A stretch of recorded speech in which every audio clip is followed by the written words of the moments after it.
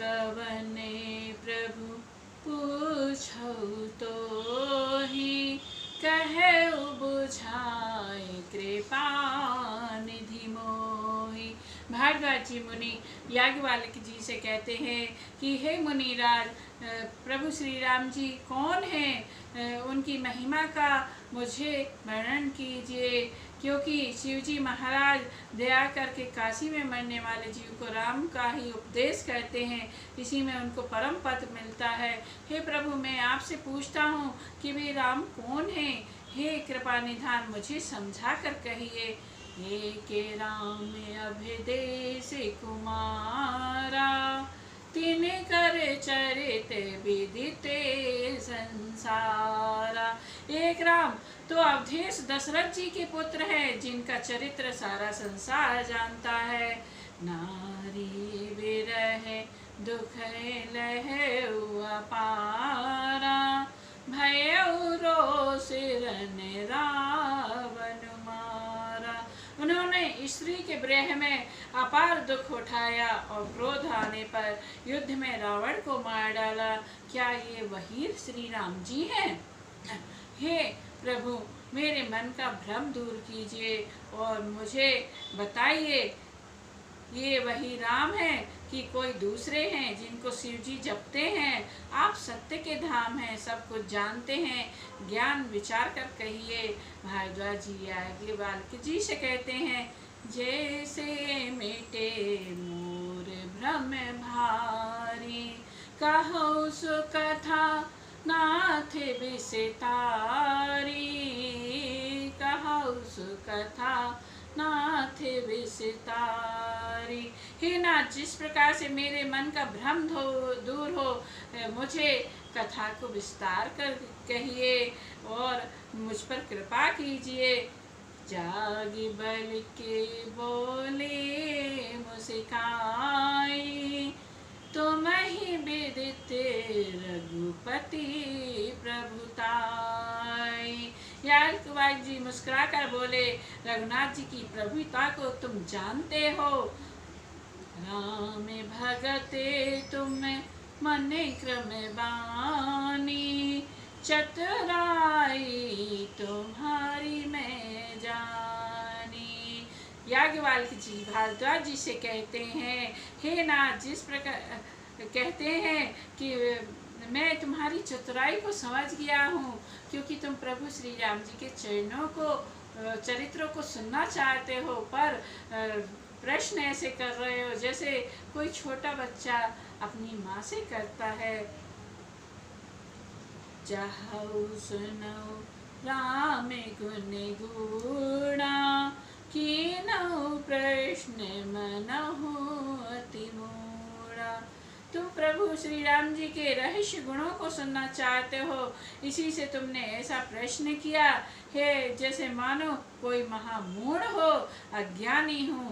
तात सुनहु सादरे मनु लाए, कहौ राम के कथा सुहाई।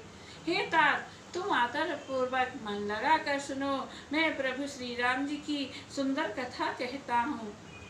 राम कथा कालिका कराला, प्रभु श्री राम जी की कथा भयंकर काली जी है।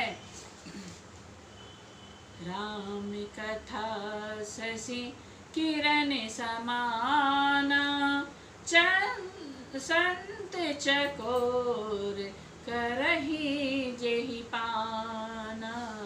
ऐसे ही संशय कीन भवानी, महादेव तब कहा बखानी। श्री राम जी की कथा चंद्रमा की किरणों के समान है, जिसे संत रूपी चकोर सदा रसपान करते हैं। ऐसे ही संदेह पार्वती जी ने किया था, तब महादेव जी ने विस्तार से उसका उत्तर दिया। अब मैं अपनी बुद्धि के अनुसार वही उमा और शिव जी का संवाद कहता हूँ। वह जिस समय और जिस हेतु हुआ उसे हे मुनि तुम मन लगाकर सुनो, जिससे तुम्हारा भ्रम मिट जाए। एक बार त्रेता माही, शंभु गए कुंभज सिपाही। एक बार त्रेता जुग माही, शंभु गए कुंभज सिपाही। संग सती जग जननी भवानी, पूजे ऋषि अखिलेश्वर जाने। राम कथा मुनि बरज बखानी, सुनी महेश परम सुख माने। ऋषि पूछिए हरि भक्ति सुहाए, कहे शंभु अधिकारी पाए। एक बार त्रेता युग में शिव जी भगवान अगस्त जी के ऋषि के पास गए। उनके साथ जगत जननी भवानी सती जी भी थीं। ऋषि ने संपूर्ण जगत के ईश्वर को जानकर उनका पूजन किया। मुनि अगस्त जी ने राम कथा विस्तार से कही, जिसको महेश्वर ने परम सुख जानकर सुना। फिर ऋषि ने शिव जी से सुंदर राम भक्ति पूछी और शिव जी ने उनको अधिकारी पाकर भक्ति का निरूपण किया। कहते सुनते रघुपति गुण गाथा, कछु दिन ताहा रहे गिरिनाथा। मुनि सन विदा मांगी त्रिपुरारी, चले भवन संग दक्ष कुमारी। श्री रघुनाथ जी के गुणों की कथाएं कहते सुनते कुछ दिन तक शिव जी वहीं रहे।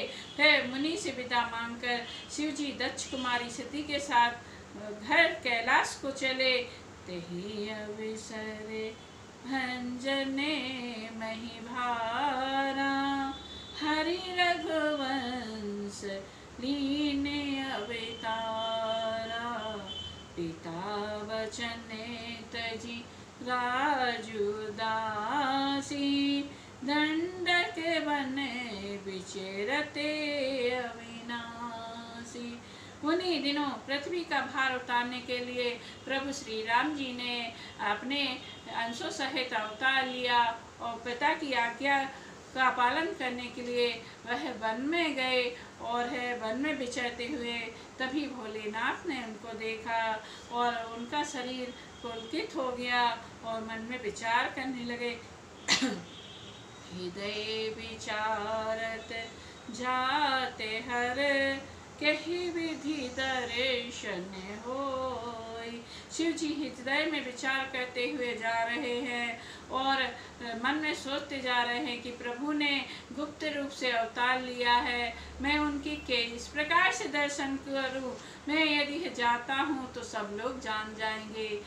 इसलिए भोलेनाथ ने कुछ भी नहीं कहा और चलते गए। सती जी इस भेद को नहीं जानती थी। तुलसी जी कहते हैं कि शिव जी के मन में भेद खुलने का डर था, परंतु दर्शन के लोभ से उनके नेत्र ललचा रहे थे। तभी भोलेनाथ ने शुभ समय देखकर शंभु समय तेहि राम ही देखा, उपजा है अति हरष विशेषा। भरी लोचन छवि सिंधु निहारी, कुसुमई जाने न की।